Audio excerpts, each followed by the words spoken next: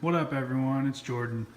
Well, I hope you didn't find the title of this video too dramatic, but after a lot of thought and consideration, I've decided that I'm going to break down this tank for a little while, and there's a number of reasons why. For one, the first reason that I can't really talk about too much is I have a deployment coming up, and I'm not going to be home for a little while, and this tank is just not really ready for me to be gone for an extended amount of time, and to leave in the hands of someone else. There's just been kind of a lot of stuff that I've jerry-rigged along the way, and it's just one of those things I know the kind of sort of ticks, if you will, of this tank, and kind of know how to remedy them, and it's just not at that point where I'm ready to leave it in the hands of someone else. And some of the other stuff is just a little while, like a couple months ago, I started having some really bad algae issues that I've been battling nonstop, and that's just it's a labor of love. I don't mind kind of getting my hands in the tank and getting them a little bit dirty, but that's just something that I don't expect my wife to do while I'm gone.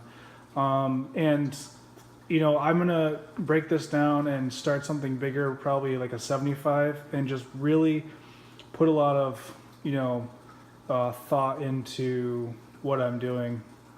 There's been a lot of headaches with this tank as far as the live rock and the hitchhikers that came with it, and just the aptasia that I had to battle forever and get rid of, and the Asterina starfish, and there's a whole lot of stuff. And so my next tank, I'm basically gonna use this one as like a lessons learned type thing and start the other one off the right way. When I moved this tank into my new house, I lost the Royal Grama. I literally don't even know where he went. I took out all the corals and put them in little buckets. I took all the live rock, put them in buckets, and started scooping out the fish and putting them in other little buckets. And I was kind of hurting, and I didn't really think anything of it until I got to my new house and started putting everything back together and realized, wait a minute, is this everything? And I realized, wait a minute, where's the Royal Grama? And I looked everywhere for him, wasn't anywhere to be found in any of the buckets.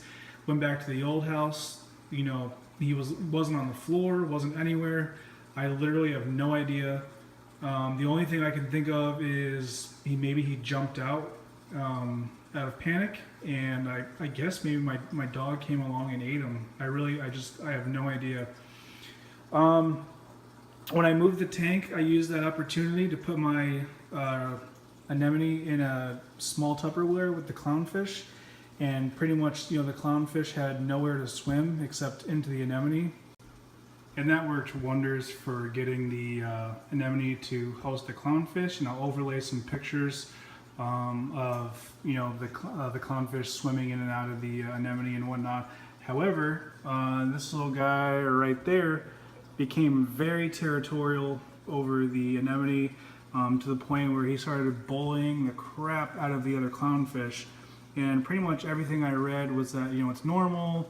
They're just some territorial type stuff going on. They'll get it figured out, and it'll be okay.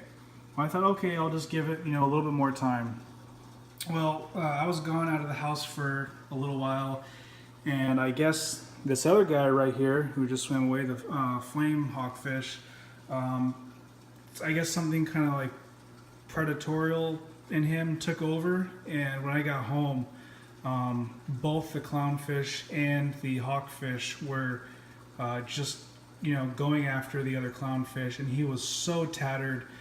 It was like really horrifying to see, and I thought maybe I would I had rescued him in time, and because I put him in the sump, but he was dead the next day, and so that was really hard to to handle, because I kind of forced the clownfish to pair up with the anemone, and it ended up resulting in the other clownfish dying.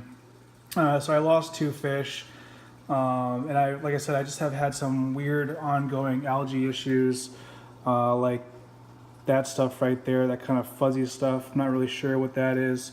And of course, you know, I know what people are gonna say, like, yes, I've been doing water changes. You know, yes, I have a skimmer running.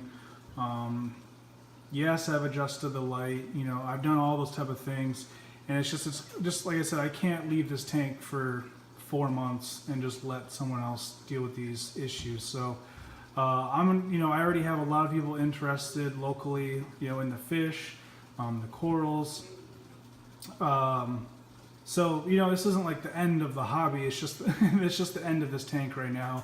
And one big thing too is, you know, you'll remember from my other videos, this guy right here, who for some reason is in the corner, he will not stop moving, and he looks terrible right now. But I promise you, earlier today, he was like over here and was open, like, you know, this big around, and he just non-stop has been going from there. You know, he'll make his way around to the front of the glass, and literally like within like, you know, a couple hours we'll go all the way around the front of the glass, you know, around the wave maker.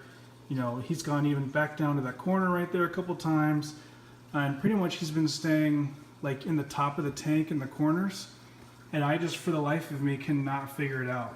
You know, I've turned my lights up because I thought maybe he wasn't getting enough light. I've turned him down. Like I've literally tried everything, and he's just not happy in this tank anymore.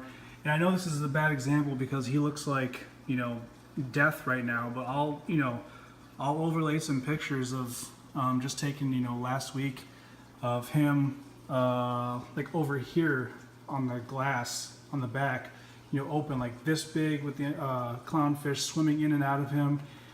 And there's just something about my tank that he doesn't like. So like I said, reef tank round 2 is probably going to be something bigger, like a 75. And I'm going to start with dry rock, and any corals that I get, I'm going to dip them, and I'm just going to hopefully avoid a lot of those headaches that I've been having with hitchhikers and whatnot. And then one thing that I'll really be looking forward to is with this stand. You know, this is only 29, so the stand is really small, and I have a 10-gallon sump in there, and there's no room for anything. I mean, I have a little bit of Chaeto or Kato or whatever growing in there. I have, you know, my filter sock, my SCA 301 protein skimmer, and then, you know, the return chamber, and there's just no room in there like to do anything. And if I want to adjust something, it's like I have to take something out and then put it back in, and that just goes back to like with me being gone for a couple months. I don't expect my wife to do all that, and so with the bigger tank, I'll have more room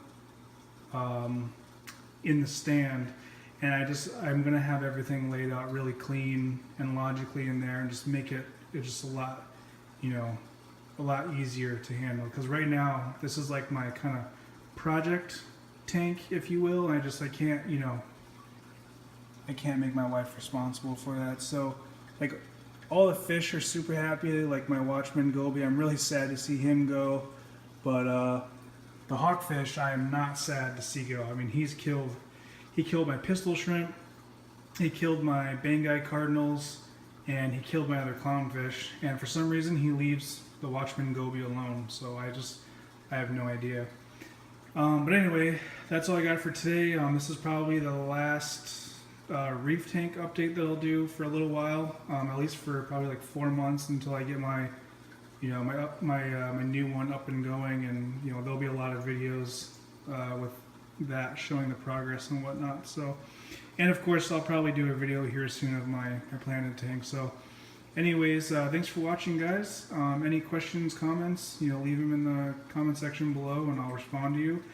And like I said, you know, this is not supposed to be like a sad, you know, bummed out video. It's just, it is what it is. You know, sometimes you just got to know, you know, when to call it quits on something.